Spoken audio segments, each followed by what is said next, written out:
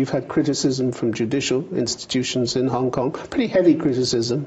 These are the bodies that enjoy considerable respect around the world for their impartiality. Again, if you're losing them, this is a really bad sign for you. The Law Society, for instance, said all forms of unlawful violence, particularly against the police, the use of petrol bombs against the police, as well as the apparent attacks on the families of police officers and bullying of their children at school. You approve of those methods? Bullying the children of police officers at school? Well, I don't agree with those methods, but still we stick to a principle of no splitting. So you don't agree with the violence and you don't agree with the bullying of the children. Doesn't sound as though there's much you agree with, but you'll stay silent anyway. No, we had been advocating using peaceful means, for example, like peaceful rallies, marches to express our concerns and demands. But the point is that we do not publicly condemn those actions, but still we try to use our peaceful means, to use our own peaceful means to try to switch the tactics. And yet others are using intimidation, mafia-style intimidation. We have a report of one teenage daughter of an officer being harassed by an adult while she was playing sport. They said to her, "What your father is doing is disgusting." Since when are children responsible for the actions of their parents?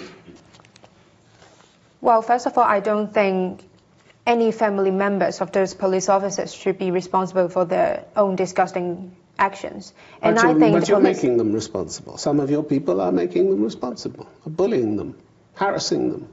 Well, I believe that is happening, but after all... Well, the Law Society says it's happening. They accuse you of it. Yes, I can't deny that it is actually happening, but still we're trying to use peaceful tactics to bring the situation to a resolution. And I believe like bullying family members would not be a very good way to solve the situation. The Hong Kong Bar Association said your attack on the Hong Kong airport constituted serious obstruction and was in open defiance of injunctions granted by the courts. In other words, you broke the law. Do you want to live in a state governed by the rule of law or only the laws that you like? Of course, I would like to live in a state of rule of law. However, we can see that it is very obvious that the situation of rule of law in Hong Kong is being broken, not by the protesters, but by the government itself first. And I believe that's why protesters are marching on the street, are taking onto the streets, even though they know that it will break the law. And I believe but your it is the government. activists are saying, you know, that their most important aim is to fight to protect the rule of law in Hong Kong and judicial independence. But you're trashing it at the same time. Well, I believe... You're breaking the law to protect the law? Doesn't add up, does it? Well, it is the government that forces us to take on the streets and to break the laws. It is not the protesters' intention to break the law. Nobody forces you to break the law, do they? The government forces us to do so, I believe. That's your interpretation.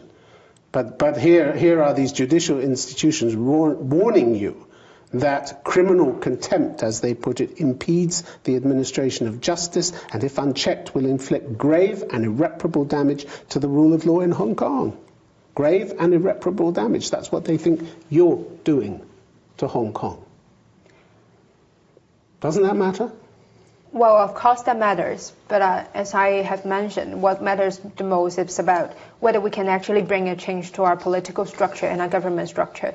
And that would be the common goal and would be the most important goal for us to achieve for this, at this moment.